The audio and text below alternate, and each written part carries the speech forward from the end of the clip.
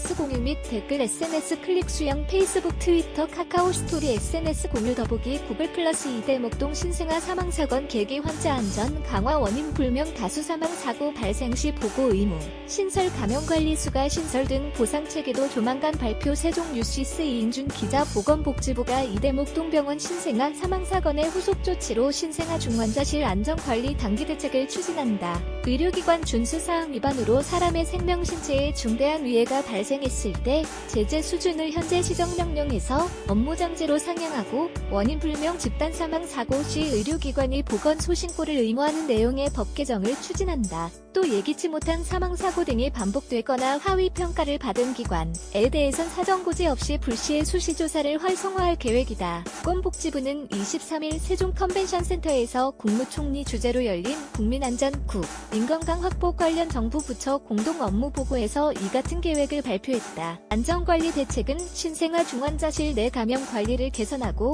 초기 사고 발생 시 대응 체계에서 나타난 문제점을 보완하는 데 집중했다. 제재 수준을 높이고 이대목동 신생아 사망 사건과 같이 원인 불명 다수 환자가 근접한 시간 내 유사한 증상으로 사망할 경우 의료기관이 보건소에 신고하는 의무를 부과하도록 했다. 원인 불명 질환은 의료기관, 경찰청 등의 의뢰로 역학조사를 실시하는 체계를 구축하고 유관기관 간 역할 분담과 자료 공유 등 협조 체계를 규정한 대응 매뉴얼도 개발한다. 의료기관이 전문적 의료 서비스를 제공할 수 있도록 평가 기준도 재정비한다. 특히 상급 종합병원지 정기준을 상향했다. 특히 의료질 및 감염관리 평가 항목 추가, 진료권 설정, 교육 연구 등 상급 종합병원 기능 및 역할, 사회적 윤리와 책무에 부합하는 사기 지정 기준을 마련할 계획이다.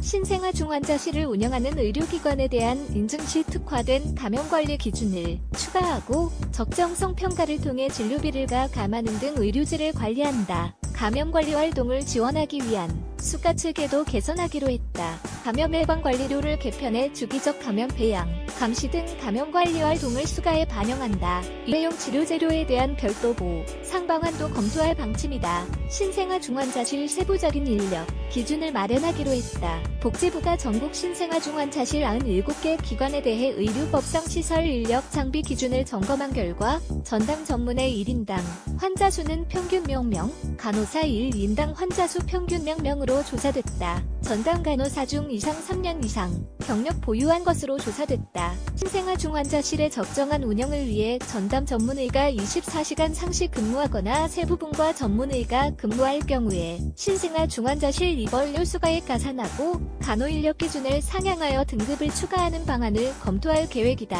안전한 투약 관리를 위하여 야간이나 주말에 약사를 배치하는 경우 수가를 지급하는 방안과 신생아에 대한 주사제 무균조 재료를 가산하는 방안도 마련된다. 노후 장비에 대한 점검 및 관리 방안을 마련한다. 신생아 중환자실에서 보유한 보육기능 제조 년도가 10년 이상 되거나 제조일자가 미상인 장비가 이상으로 확인됐다. 지난해 수립한 제1차 환자 안전 종합계획에서 이대목동병원 신생아 사망사건의 원인 및 경위 등을 면밀히 분석해 보완한 후 6월께 발표할 예정이다. 이밖에 의료감염 감시체계 카니스의 소아청소년 중환자실을 포함해 감염 예방을 관리하고 신생아 중환자실의 균술, 안전한 주사 처치, 의료기구의 소독과 멸균 방법 등을 담은 신생아 중환자실 세부 감염 관리 지침을 마련한다. 박능우 복지부 장관은 이대목동 신생아 사망 사건이 재발되지 않도록 정부는 철저히 원인을 분석하고 지속적으로 제도를 개선해 나가겠다며 감염 관리가 특히 중요한 신생아 중환자실을 시작으로 전반적인 의료 시스템을 꼼꼼하게 점검해 국민이 안심하고 의료기관을 이용할 수 있는 환경을 조성하겠다고 강조했다. 아이 조인한